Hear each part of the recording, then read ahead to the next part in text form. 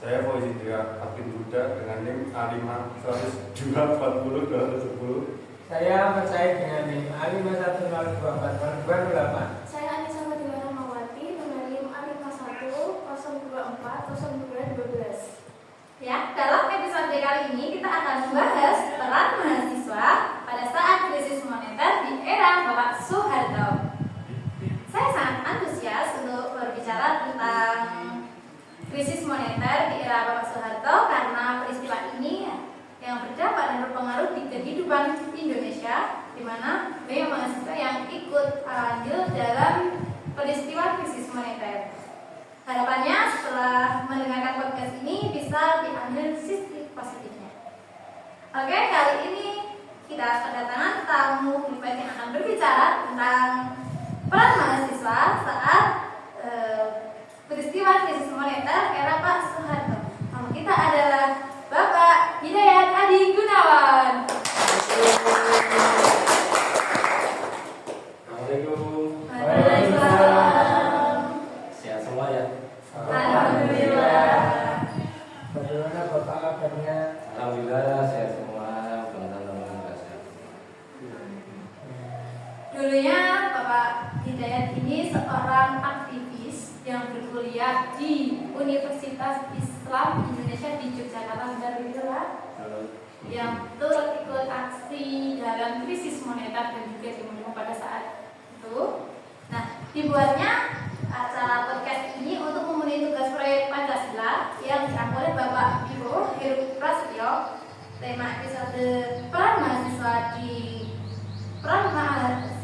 di peristiwa krisis moneter ini berkaitan dengan sila keempat dan juga kelima. Ya, bisa kita langsung mulai karena saya kira perkenalan kita cukup. Ya Bapak, bisa kita mulai untuk podcast kali ini. Ya. Silakan. Jadi pada saat Bapak berkuliah ini di eranya Bapak Soeharto ya. Ya, betul. Nah, pada saat era Bapak Soeharto kan terkenal dengan krisis moneter pada 1998. Nah, menurut Bapak sendiri itu penyebab dari adanya peristiwa itu apa sih? Ya, kita flashback kembali ya beberapa tahun yang lalu, tahun lumayan cukup lama, kurang lebih tahun 1998. Jadi terjadinya krisis moneter ini terpengaruh oleh, kalau kita baca di berita-berita media juga, kalau kita cari di Google itu dan kita alami sendiri, itu terjadi karena faktor krisis global. Jadi bukan hanya di Indonesia, tapi di seluruh dunia. Dan terkenal oleh tokoh ekonom dunia itu John Soros ya. John Soros di Amerika itu yang termasuk ada beberapa orang yang menyampaikan itu salah satu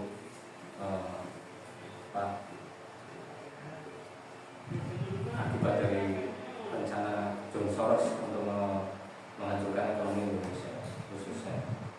Jadi ekonomi krisis moneter itu yang menyebabkan pemerintahan Bapak Presiden Soeharto ini terjadi demo besar-besaran di seluruh nasional, sehingga terjadi pergantian tuntutan untuk mengundurkan diri dari masyarakat, dari rakyat Indonesia untuk Presiden Soeharto untuk karena tidak bisa mengatasi krisis moneter waktu itu. Apakah ini Pak mencintainya? Kalau kan zaman Pak Soeharto itu pernah KKN ya Pak. Kalau si presiden kenapa itu salah satu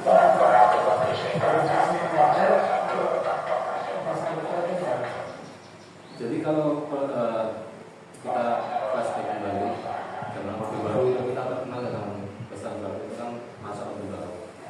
Pemerintahan Orde Baru ini menggantikan pemerintahan Orde Lama, ya, otomatis ya. Orde Lama ini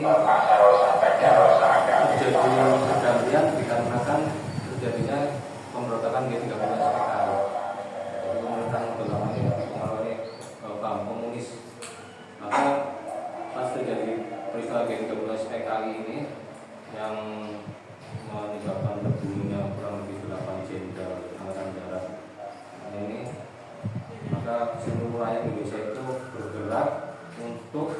mengenpas PKI, dan waktu itu dipimpin oleh Angkatan Darat, salah satu ujung tombaknya Bapak Jenderal Soeharto waktu itu.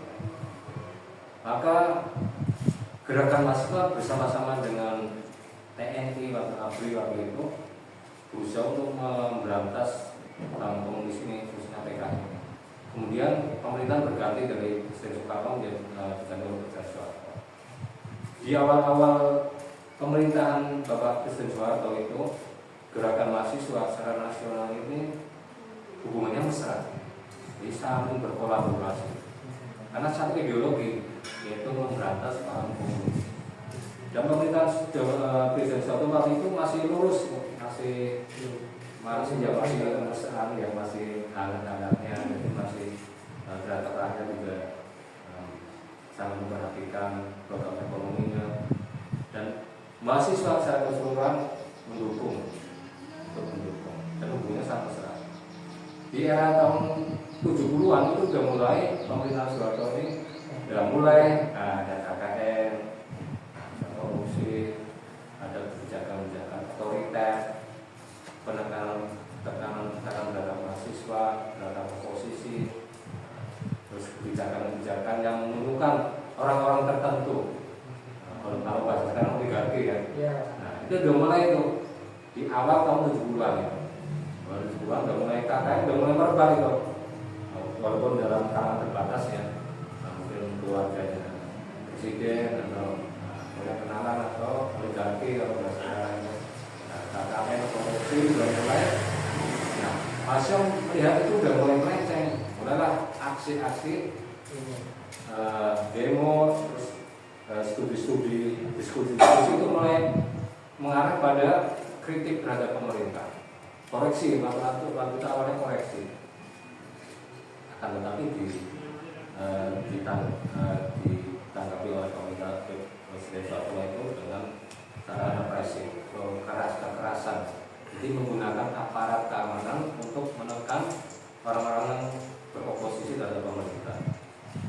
Akhirnya waktu itu pada ditangkapin itu aktivis mahasiswa, aktivis LSM, para ahli-ahli dalam berbagai bidang yang mengkritik pemerintah itu mulai ditangkapin. Dan akhirnya KKN, korupsi, memprotes itu semakin merajalela, mulai menggurita, mulai menguat, dan rakyat yang menentang mulai di kalau zaman sekarang namanya apa nih? Dikasuskan.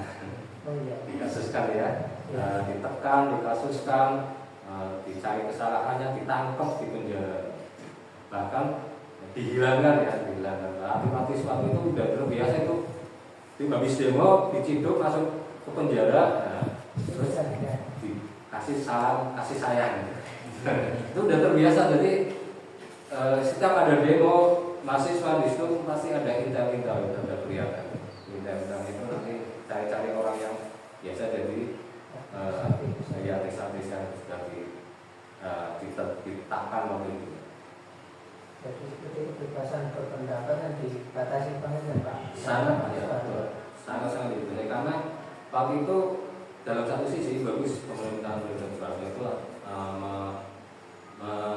memersatukan pembangunan ekonomi.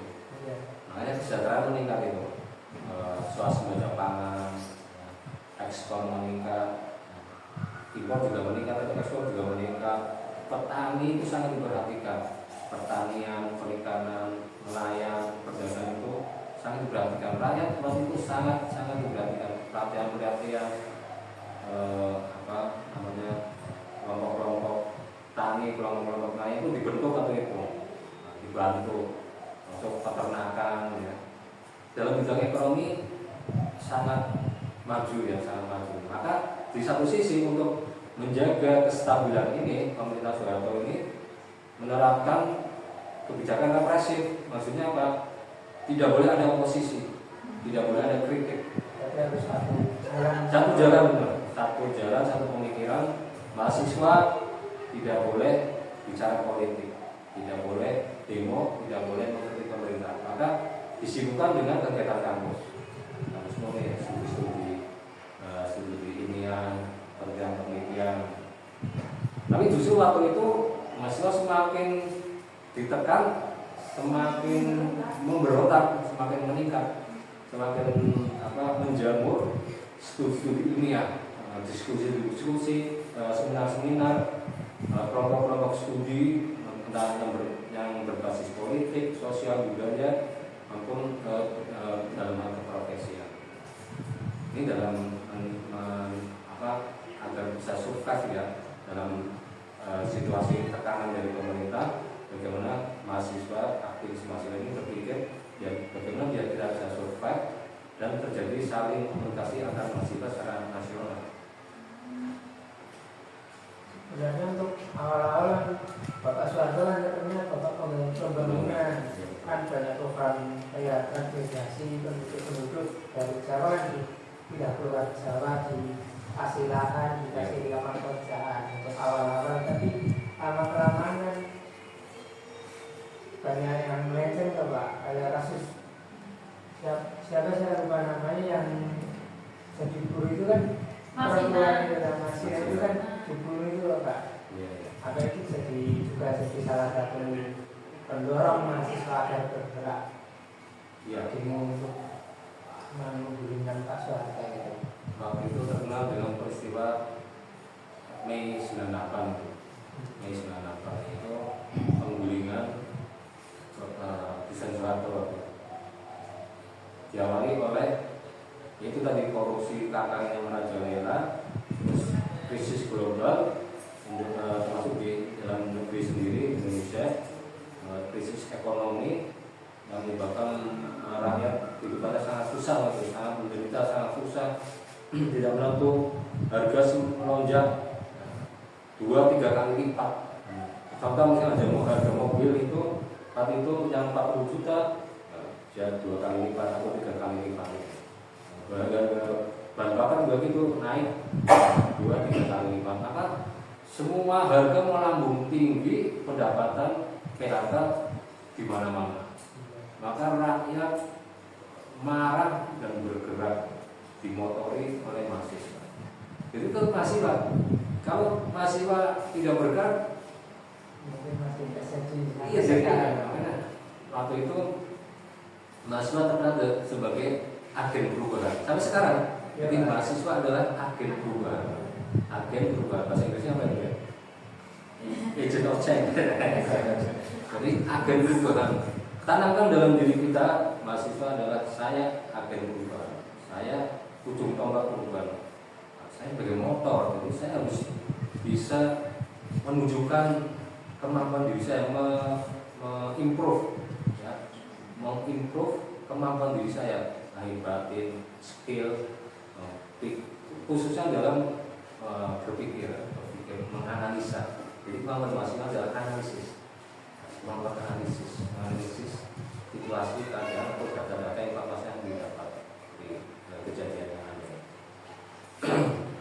Maka tadi krisis moneter ini yang menyebabkan akhirnya Presiden Soeharto dilengsarkan. Jadi era reformasi ya, reformasi yang insya lebih baik setelah itu ya.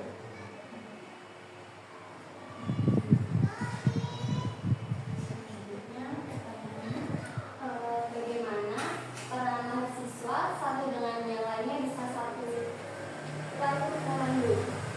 Itu ya jadi mahasiswa dari awal tetap tidak terpisah dari masa-masa sebelumnya. Orde lama sudah mereka sudah solid, organisasi tertentu khususnya seperti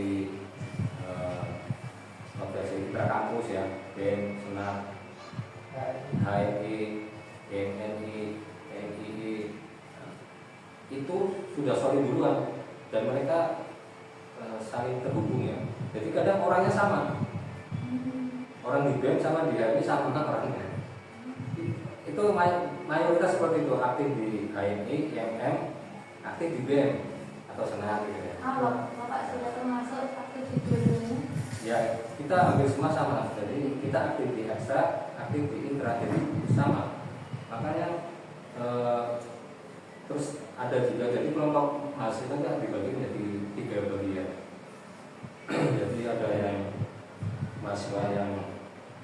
aktivis ya. Aktivis ini idealis. Dia punya idealisme yang tinggi. Kelompok pertama. Kelompok kedua adalah mahasiswa yang apatis. Dia tidak peduli dengan keadaan sekelilingnya. Fokus ke kepentingan diri sendiri. Pokoknya saya harus cepat lulus dan cepat kerja. Pemerintah mau ngapain terserah. Itu apatis. Kemudian yang oportunis yang ketiga, justru mendukung ketidakadilan, mendukung pemerintah. Ya kalau mendukung baik, ya kita semua mendukung. Tapi kebijakan-kebijakan yang zalim, yang represif, yang merugikan rakyat pun didukung. Nah ini yang oportunis. Dalam rangka apa? Mungkin cari nanti pekerjaan, jabatan atau karir itu ya. Maka terus dari kelompok ketiga, dari kelompok aktivis ini mereka membentuk ada tiga bidang yang dibentuk ya. Yang pertama adalah organisasi yang sifatnya temporer, sementara. Jadi kalau ada kejadian atau kasus dibentuklah suatu guyuban atau apa ya namanya ya, kelompok apa, itu temporer, sementara aja kalau ada kejadian. Ini yang pertama. Yang kedua, yang permanen. Seperti organisasi yang terstruktur, ada ketuanya, ada anggotanya, ada ADART-nya. Contohnya ya IMM, HMI, ini yang permanen itu, struktur, jelas ada legal hukumnya. Kemudian yang ketiga ini adalah kelompok studi ya, mungkin dalam hal pertanian ya, dalam hal studi politik, membahas masalah, dibahas itu dia cuma studi aja, membahas ini, atau studi tentang kelautan, tentang apa sesuai dengan bidang masing-masing. Nah dari kelompok-kelompok ini, mereka ini saling berkaitan, yaitu secara alamiah itu saling berkaitan dalam hal isu-isu tertentu. Mereka saling berkomunikasi dalam keadaan tertentu ya, dalam kepentingan bersama mereka saling berkomunikasi, saling mendukung. Maka antar elemen mahasiswa ini yang dari awal sudah berkembang itu semakin mereka menyadari harus bekerja sama dengan berbagai kelompok elemen mahasiswa, baik dari kelompok yang permanen itu sama dengan kelompok studi. Kelompok studi ini fungsinya juga untuk mengambil data atau informasi. Nah, kelompok studi mahasiswa ini mereka yang memegang data, informasi atau teori-teori. Ya, kalau sekarang ahli-ahli ekonom gitu kan, nah, mereka lah diambil datanya oleh kelompok aktivis ini untuk diflurkan, disampaikan ke masyarakat bahwa keadaannya seperti ini, datanya yang ada adalah seperti ini. Karena ini untuk backup data yang dari pemerintah biasanya, manipulasi dari pemerintah. Maka kelompok mahasiswa ini mereka menyadari penting sekali untuk saling menjalin hubungan komunikasi antara mereka. Jadi banyaknya kelompok ini bukan rasa bersaing, tidak malah mempersatukan mereka semua. Ya persaingan tetap ada ya, persaingan tetap ada. Tapi mereka menyadari bahwa dalam hal tertentu harus bersatu. Dalam hal tertentu ya, satu kepentingan, satu komando, satu pemahaman, satu tujuan itu mereka tetap harus bersatu. Di luar itu mungkin saling bersaing, saling sikut, itu biasa, itu alamiah, saling cari kelemahan itu ya. Tapi dalam hal tertentu, isu-isu tertentu harus bersatu. Karena kita biasa itu zaman mahasiswa itu kita datang ke kampus lain untuk berdiskusi, itu kita biasa waktu itu. Zaman Presiden Soeharto itu kita datangin bukan UIN, sekarang UIN ya, UIN yang IKIP atau UMY itu zaman dulu ya, di Jogja, mungkin yang dia tuh di UMS. Itu mereka saling datang untuk membahas masa-masa tertentu, itu sudah terbiasa. Dia disesuaikan dengan kasus yang ada. Jadi saling berkomunikasi.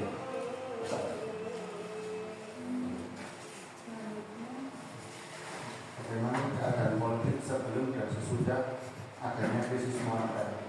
Keadaan politik jelas itu waktu itu kita dalam kondisi tidak menentu ya. Sebelum krisis moneter itu kita tidak boleh bicara politik haram. Nah, jadi kelompok-kelompok seperti ini kita bersyukur loh, adik-adik bersyukur bisa duduk, misalnya membahas suatu tema-tema politik atau dalam politik itu bebas, nggak ada ketakutan. Tapi zaman dulu itu ada indah-indahnya, ada pengalaman-pengalamannya itu kalau sampai ketahuan itu kita bisa bermasalah. Makanya kalau dalam politik waktu itu dari sisi mahasiswa sendiri itu dalam keadaan tertekan. Semakin ditekan mahasiswa semakin memberontak dan semakin kreatif. Cari jalan bagaimana, dan itu yang sembunyi-sembunyi. Kita ketika mengkaji suatu isu politik dilakukan secara sembunyi-sembunyi, mungkin malah dari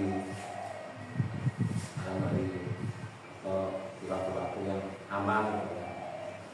Kemudian ketika terjadi krismon, maka kan pergantian itulah, udah ketika terjadi pergantian dari Presiden Ratu dari Presiden Habibie waktu itu, pemerintahan sementara waktu itu ya, itu udah kelihatan banget perbedaannya. Jadi Presiden Habibie waktu itu memberikan kebebasan sampai media massa itu, ya ini ada sisi kejelekannya juga. Media massa waktu itu bebas menginformasikan apa saja dari hal yang baik sampai yang buruk. Tidak ada batasannya. Tidak ada ininya, tidak ada batasannya dan tidak ada pelarangannya. Ini sisi buruknya ini, kebebasan ini. Jadi informasi buruk tuh bisa ditampilkan di situ. Zaman Presiden Satu nggak bawa gitu, bisa langsung dibredel, ditangkap gitu. Tapi ya itu, alhamdulillahnya setelah Presiden Habibie kan terus Presiden sampai ke Mafia ya. Gus Dur apa enggak ya? Gus Dur ya. Itu mulai ditata itu. Mulai yang pornografi itu dibredel itu.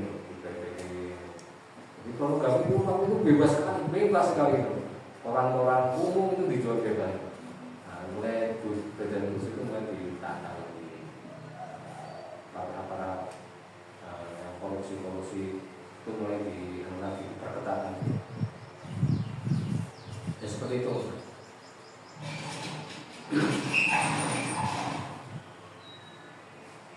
Pertanyaan selanjutnya, pada saat itu juga terjadi demo.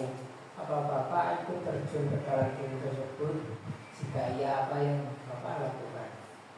Jadi waktu itu kita aktif di organisasi, kan masuk itu ada dua organisasi besar, untuk organisasi intra kampus, organisasi mahasiswa intra kampus yang disingkat OMIK, organisasi mahasiswa intra kampus, dan organisasi mahasiswa ekstra kampus OMIK.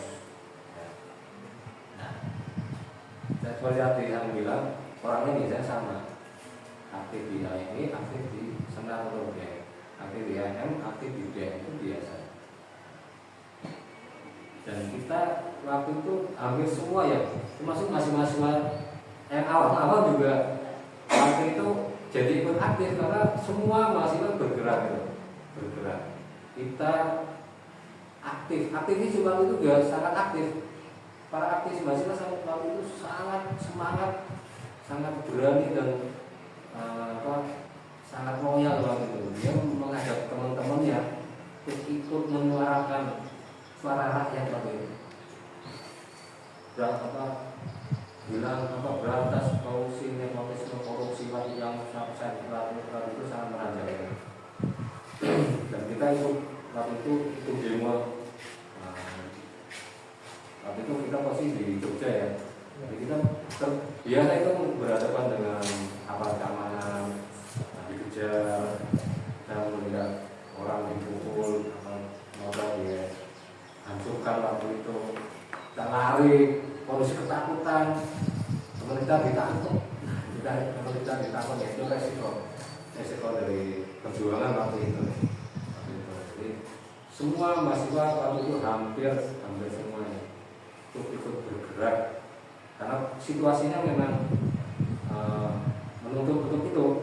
Yang tadinya takut jadi berani, yang berani semakin berani, tadinya nggak peduli jadi peduli, karena dia merasakan sendiri, saya lulus kalau kondisi seperti ini saya nanti jadi pengangguran, karena PHK di mana-mana, industri hancur waktu itu, banyak yang hancur gulung tikar. Jadi kalau saya lulus gimana? Bank pada tutup, bank itu pada tutup itu, karena jadi kredit macet besar-besaran. Yang jurusan ekonomi, jurusan ini itu, gimana nih saya dapat kerjaan? Makanya mereka itu mahasiswa ikut bergerak karena merasakan langsung efek atau dampak. Jadi itu kurang lebih gitu mas. Jadi di Jogja saat itu sering muncul terhadap sama mahasiswa dengan aparat-aparat itu aksi kejar-kejaran atau kurang lebih seperti itu, bukannya di Jogja, di Solo juga kan sudah di berita seperti itu juga. UMS masuk salah satu motor di Solo ya, di Solo itu terkenal itu di jalan depan itu, di gerbang itu buat demo sampai memacetkan lalu lintas itu. Mahasiswa di UMS bergerak juga seperti itu, dikejar ditangkap aparat itu. Kalau kita lihat di berita juga sama. Seluruh nasional waktu itu semua mahasiswa bergerak dan mendapatkan represif atau tekanan dari aparat, termasuk penangkapan, penembakan, pemukulan, penyiksaan itu udah terbiasa bagi para aktivis tertentu ya yang ditangkap itu oleh aparat. Jadi ada yang meninggal juga atau yang disiksa? Kalau yang meninggal secara resmi kita nggak tahu, tapi itu ada berapa, tapi kita nggak tahu jumlahnya. Terus biasanya waktu itu kan yang kita tahu hanya dari berita nasional aja, ada umpama di Trisakti itu penembakan dari aparat, meninggal beberapa orang sampai ada yang bolong, nggak perlu itu sampai bolong. Juga sampai sekarang kasusnya juga masih nggak ketemu tuh aparatnya, maksudnya nggak diketahui sampai. Maksudnya kan kayak dari keluarga korban kan ada diberi keadilan, apalagi yang meninggal diberi hukuman. Terus sampai sekarang masih belum jelas. Gitu. Apa saja momen berkesan selama peristiwa krisis moneter di Jogja? Momen berkesannya harga-harga karena melambung tinggi, kita sebagai mahasiswa mau makan juga, harga makanan juga tinggi masih. Jadi kita sangunya tetap, harga makanannya melambung tinggi. Nah, terus kita beli bensin juga melambung tinggi juga. Orang tua pendapatan masih tetap. Jadi kita benar-benar dalam hal kehidupan pribadi itu harus berpikir ekstra hebat gitu, ekstra kreatif dalam mengelola keuangan kita. Terutama dalam biaya kita survive ya, kita survive. Jadi ya itu sangat berkesan sekali karena waktu itu kita kaget itu. Kenapa tiba-tiba harga jadi tinggi gitu? Kita kaget waktu itu. Dan alhamdulillah waktu itu Ustaz Suwarto mau mengundurkan diri. Jadi mau mengundurkan diri dengan kerelaan hati ya, atau dengan sukarela, beliau mau mengundurkan diri. Saya nggak bisa bayangkan, kita nggak bisa bayangkan kalau saya beliau tetap protokol dalam menggunakan aparat tentaranya untuk menghadapi rakyat itu bisa terjadi pertumpahan darah. Jadi waktu itu kita juga berharap cemas, nunggu Presiden Soeharto itu munduran diri itu kita lama juga. Jadi kita deg-degan itu. Alhamdulillah ada pengumuman beliau mundurkan diri, rakyat itu malah.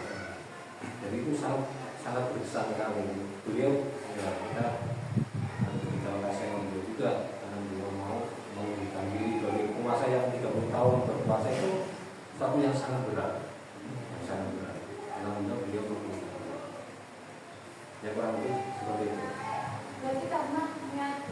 yang mengundurkan diri bukan karena desakan mahasiswa kan, kalau yang kita ketahui kan karena dipaksa mahasiswa, dilengsarkan mahasiswa, berarti itu juga kurang tepat beritanya karena beliau sendiri yang ingin mengundurkan diri. Penyebabnya bisa jadi karena tekanan dari mahasiswa. Karena mahasiswa waktu itu menduduki gedung DPR MPR berhari-hari di situ, berhari-hari di situ. Iya, nunggu di situ. Mereka keperluan buang air kecil, air dosa itu ada di toilet dan darurat itu kalau dengan cerita-ceritanya itu. Kondisi darurat itu tetap di situ sampai Presiden Soeharto mengundurkan diri. Terus tekanan dari para politikus waktu itu ya, waktu itu yang terkenal itu Amin Rais dan beberapa yang lain itu. Tapi yang kotor contohnya waktu itu salah satunya adalah Bapak Amin Rais. Itu memberikan tekanan juga, termasuk kita dengar dari pengusaha-pengusaha juga memberitakan kepada Bapak Presiden Soeharto untuk segera mengundurkan diri karena kalau enggak nanti akan jadi pertumpahan darah. Ini sangat merugikan semuanya, masuk beliau. Beliau sebenarnya kan itu nggak mau dengar dari berita ya.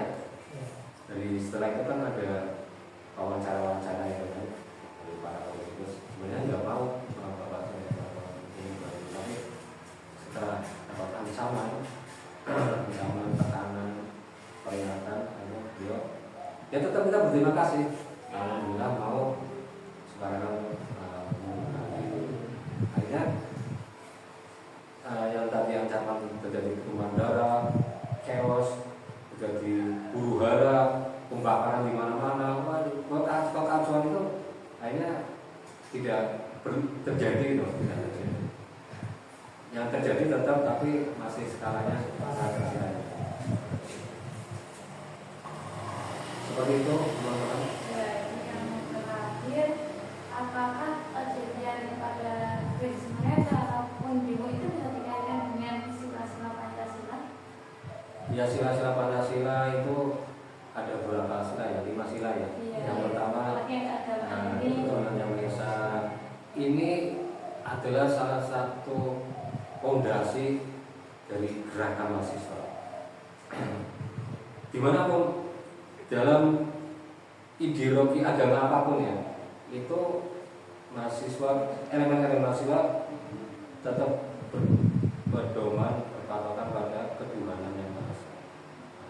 Mungkin dari mahasiswa Katolik ya, mahasiswa Islam ya, mahasiswa Buddha, Hindu, semua berpedoman pada nilai-nilai ketuhanan yang Maha Esa. Dan itu jadi inspirasi untuk mereka bergerak, karena semua agama ya secara keseluruhan itu sangat menentang ketidakadilan, khususnya Islam sangat sensitif terhadap ketidakadilan dan kezaliman. Nah, itu larangan dari Allah langsung.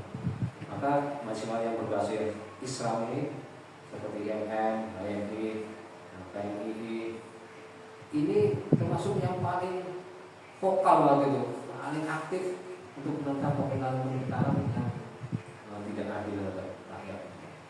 Yang kedua, sila kedua, manusia yang tidak beradab, ya, kebijakan pemerintah yang melakukan korupsi ini, mengutamakan oligarki, ini bertentangan dengan adil dan beradab. Itu nggak punya adil, ya, mau uang rakyat, nah untuk kepentingan sendiri. Dari sendiri ini kan nggak adil dan nggak beradab. Seharusnya uang dari rakyat untuk rakyat, dari rakyat untuk diri sendiri yang bisa untuk membangun, akhirnya untuk membangun diri sendiri. Sila yang ketiga, Persatuan Indonesia.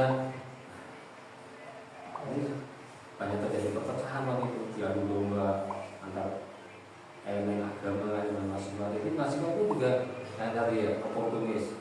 Itu juga membela mati-matian pemerintah juga. Jadi elemen mahasiswa ekstrim maupun kita kampus itu terjadi perpecahan juga. Satu mendukung pemerintah, satu idealis, ya, aktivis yang idealis.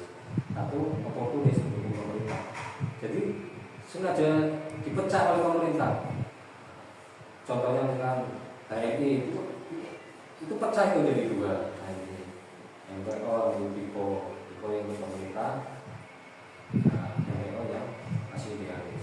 Tapi organisasi yang lain juga sama, termasuk di bidang politik. Jadi 10 partai besar, waktu itu ada 10 partai. Dikebiri jadi 3 partai saja. Yang pertama PDI, P3, yang ketiga Golkar. Itu juga jadi alasan mahasiswa untuk bergerak menurunkan mahasiswa waktu itu. Karena ini kan kita rakyat jadi memilih cuma ada 3 pilihan. Ya kan akhirnya nggak bebas, dikebiri ketika demokrasinya itu waktu itu dipersempit ya, nggak diberi pilihan yang berbeda-beda. Kemudian yang selain yang keempat, datanya yang apa ya, gimana? Dalam usaha dalam perwakilan dan perwakilan. MPR, DPR waktu itu adalah sebagai penyokong pemerintah, bukan menyuarakan suara rakyat. Maka bertentangan sekali dengan sila yang keempat ini. Harusnya DPR, MPR bermusyawarah, mewakili suara rakyat untuk sampaikan ke pemerintah, untuk kontrol, menjaga agar pemerintah tidak melenceng kanan kiri. Ini malah menyokong pemerintah saat enaknya membuat kebijakan. Maka ini bertentangan dengan sila keempat. Yang sila kelima adalah sosial bagi seluruh rakyat Indonesia.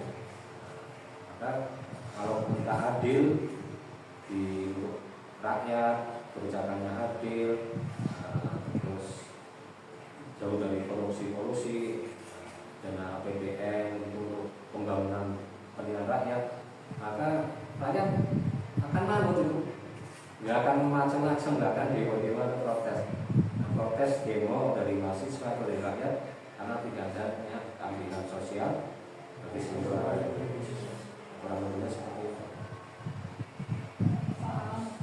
Keren banget informasi yang mendapatkan ilmu baru dari Bapak tentang Rismon tahun 98. Ya sama-sama. Keren sekali mahasiswa pada saat itu berarti fokusnya bukan hanya kuliah, tapi tentang bagian of change ini untuk negara. Iya betul. Ya, kesimpulannya dari podcast kali ini bahwa semua itu bisa dikaitkan dengan sila-sila Pancasila. Oke, mungkin dari salah satu kita yang sudah mengadakan podcast ini, apakah ada yang bisa menyimpulkan dari apa informasi yang sudah Bapak Hidayat jelaskan tadi? Menurut saya, menurut kelompok kami, dari info-info yang atau ilmu baru yang didapatkan dari Bapak Adi Hidayat, bahwa zaman dulu kan mahasiswa merupakan ujung tombak dari perwakilan dari masyarakat yang berani menyuarakan suara-suara rakyat. Karena dalam zaman dulu kan rakyat ingin menyuarakannya bagaimana keadaannya, seperti krisis monet atau nggak ada ini atau itu, nggak berani bersuara karena takut dari ancaman pemerintah. Jadi dengan adanya aktivis mahasiswa yang berani menyuarakan, melakukan aksi demo untuk unjuk rasa atas ketidakadilan yang terjadi di Indonesia terhadap pemerintahan. Artinya kita bersyukur di era kita ini tinggal menikmati apa yang sudah dilakukan oleh para aktivis zaman dahulu, apalagi dengan perjuangannya, dengan semua effortnya untuk negara Indonesia ini. Kita tinggal menikmati, artinya kita lebih giat dan lebih banyak untuk belajar tentang sejarah dan bisa meneladani para perjuangan mereka. Oke, tidak terasa sudah banyak apa yang kita bahas dan sampai di penghujung acara. Terima kasih banyak untuk Bapak Hidayat telah meluangkan waktunya memberikan informasinya yang sangat bisa diambil oleh kita ini. Mohon maaf jika banyak kekurangan, karena juga kita kita baru pertama mengadakan seperti ini. Maka sebenarnya kita sama-sama belajar dari kejadian-kejadian sebelumnya. Ambil baiknya dan buang buruknya, sekian yang dapat kami sampaikan dan kami persembahkan. Semoga yang menonton juga bisa mendapat ilmu baru. ilmu. Satu kesan dari saya, Soeharto tidak seburuk yang kamu lihat, tapi jangan lihat sisi buruknya, ada sisi baiknya. Semoga hari kalian menyenangkan dan terinspirasi oleh podcast kami. Sampai jumpa dan terima kasih.